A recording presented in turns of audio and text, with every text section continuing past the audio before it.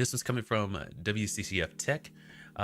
Analyst reckons Xbox has a bright future according to sales data. This one's for you, Scotty. Yes, This sir. one's for you. This one's being pinned by Amy Eastland.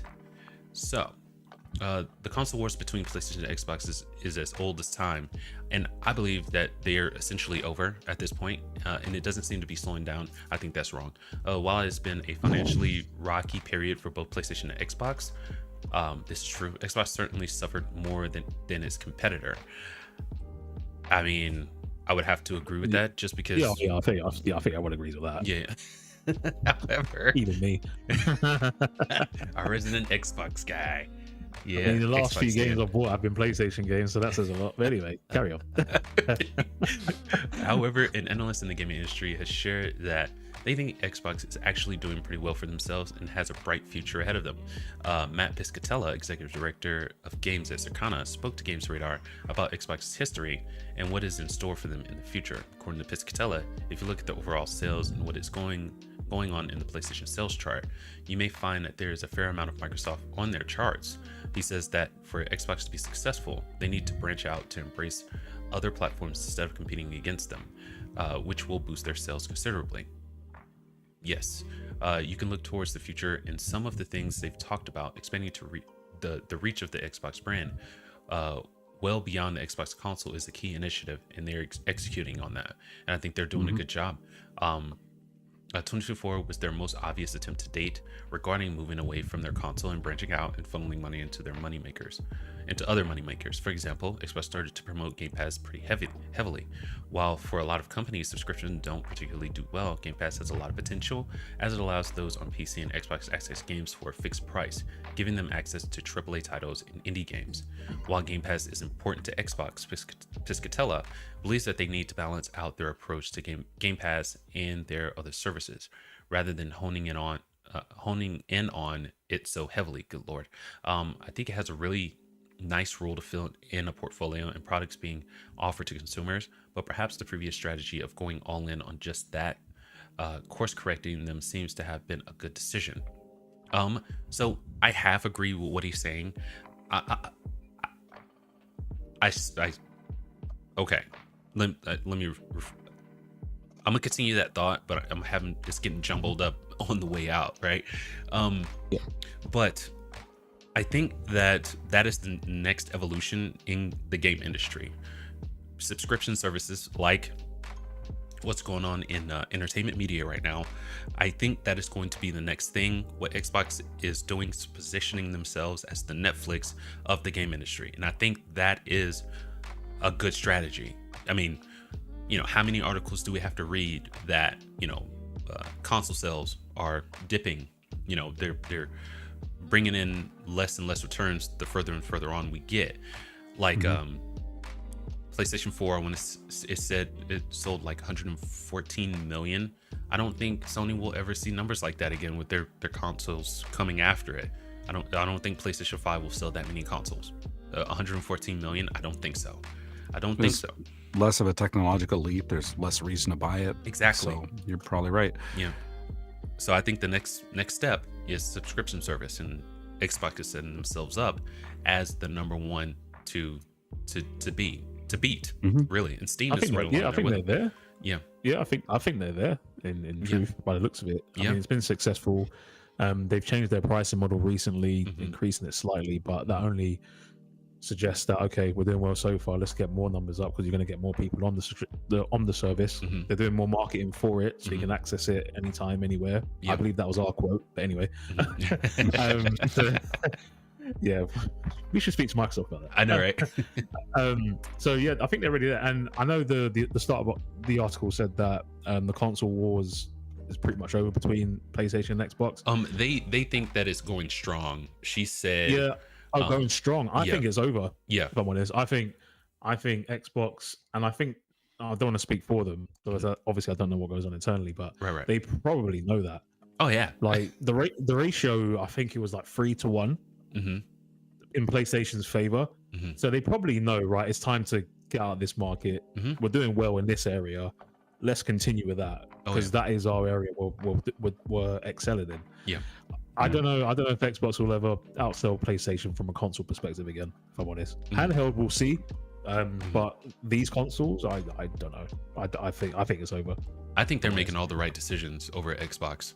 Putting more emphasis on the subscription service, teasing handheld, because you look at Nintendo, you're like, if there's anything to kind of chase a trend on, that would be the one, because it's making money hand over fist.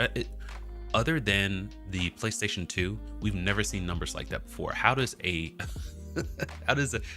want to say last gen console hybrid almost knock the PlayStation 2 off of its pedestal? You need to be looking at Nintendo like we've got to, that is the bar. Exactly. Exactly right. That is the bar that they have to get. And the only way to get there is to, make your consumers mobile, provide that last little bit of innovation. That flexibility as well. Yes. Yep. And I think that, in my opinion, if PlayStation, if they don't do something, I think they're going to be chasing Xbox in the next 10 years. It might happen before, but I feel firmly that in the next 10 years, Xbox will be at the top of the helm. I know this is, people might disagree with that, and I'm a PlayStation fan. I'm a stand for PlayStation. I've owned one Xbox, and it's because I couldn't find a PlayStation 3. Okay. That is look, it's all coming out now. Right. So I'm saying this from the bottom of my heart. Sony, you really, for one, change the thing on the PSN. You need to change that and be more willing to put your IPs on other platforms, or you will be chasing Xbox in the next 10 years. I know it.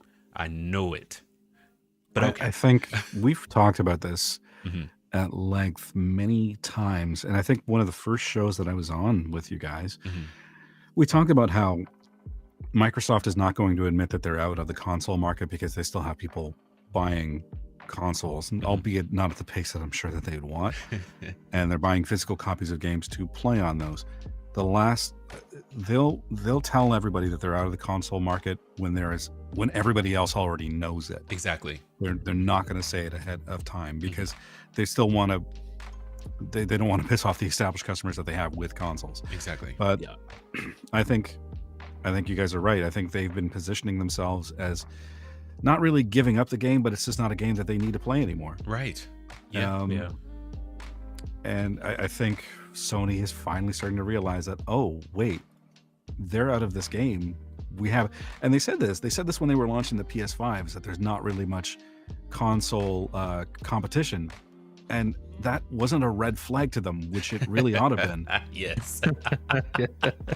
Looking around, it's like why do you think there isn't? Like, oh gosh, like, oh, where's everyone we else? win because nobody's competing against us. Yeah, well, why do you think that is? Exactly. Because there's no need to play this game against you anymore. They'll win in another way. They've already started on the next game. The board's already been set up, and they're waiting for you to take your seat. Oh boy! And here you are playing checkers in the corner against nobody.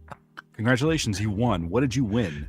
You won a dying part of the industry. Congratulations. Yikes. Dang, Nas. Goodness gracious. Oh my gosh. I couldn't have said it better myself. That's fantastic. He's not wrong. No. Not wrong. No, I think he's hitting the nail right on the head. It's the end of the era, isn't it? Like the console war era, all right, it's probably done now. A new era begins, subscription services for gaming. Yeah. Kind of sad to see it go. Yeah, kind of.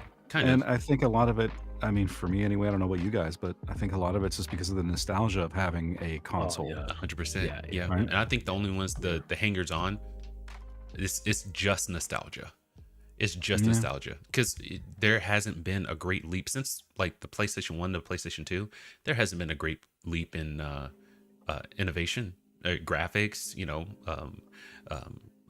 mechanics, gaming mechanics. That leap was probably the biggest we'll ever see. And the ones that are like, oh yeah, PlayStation's the best, blah blah blah, it's like, it's nostalgia. You grew up with PlayStation. That's the only way, the only reason you feel that way. Anyone who is like not having those rose-colored glasses on, see Game Pass as a great service. You know what I mean?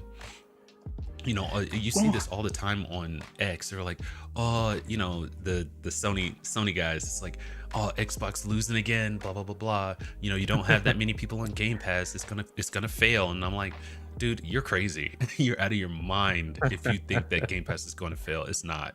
It's not. Do you guys remember 21 Jump Street, the movie? Mm-hmm. Where yes. Are you talking about the rebooted one or the one? The rebooted one. Yeah. Where they go to school. Yeah, Channing Tatum and that other guy, I can't remember his name. Oh, Jonah Hill? Yes. Jonah Hill, thank you. Yeah. But they go to school as undercover cops for the first time, and Channing Tatum's character is all like, oh yeah, I'm going to make fun of the nerds, and I'm going to be hanging out with the jocks and whatever, and he realizes that everything's kind of turned around on him. Yes. All of a sudden, the nerds and the geeks are the popular faction of school, and he's basically getting in trouble for making fun of them. Yeah. Everything around him has changed, and I think there's that cognitive dissonance that's happening for a lot of gamers as well. It's like the console war is kind of over. Yep. Yeah. And they don't really know how to function in this new paradigm, you know? Yeah. And I don't blame them. I don't blame it. It's uncomfortable. The whole point of the whole thing with cognitive dissonance is that you're holding two ideas together and they're competing, and it is uncomfortable. Yes. So what do you do? How do you look at this and say, well, I don't really know what side I'm supposed to take? Oh yeah. Because I'm so used to taking one side over the other. Yeah. Nintendo versus Sega, Microsoft versus Sony. It's a weird feeling. Yeah. I think it'll be just like when Sega got out of the console game. So, I grew up with Sega. I had the Sega Genesis. I wasn't able to get the Sega Saturn, but I did get the Sega Dreamcast. And, when the PlayStation came out and, Sega was like, we're not making any more consoles, it wasn't a big deal for me to move over to the PlayStation. You know what I mean? So sad to see it go, but I have no qualms to move on to something that is better, a better service, a better offering, especially if it, fits my budget. Yeah, for sure. And Game Pass is kind of that. All I need is a way to access it. I'm not a PC gamer, so I refuse to download it on the PC and play it. But if they bring out that that handheld, I'm in. I'm all in on Game Pass then, for sure. I think a lot of it has to do with not knowing what to do with your loyalty anymore. Right on. It's like if your favorite sports franchise moves or something like that. Yeah. Your favorite TV show recasts somebody, and it's... Yeah. I mean, I remember when Sega Saturn, or when Sega folded, like they're not going to make any more consoles, and I was a Nintendo kid. Yeah. Right? Through and through. And I felt sad. Yeah. I'm like, oh, this competition with Sega, this back and forth ribbing that I have with my friends is gonna feel a little bit different now. Yeah. Oh yeah. My gosh. And I think it's okay to kind of feel sad for it. This, for a lot of gamers, at least of my generation, the console wars defined part of their experience with gaming, and now it's going away. Yep. Right on. Nas with the somber hitting right in the feels.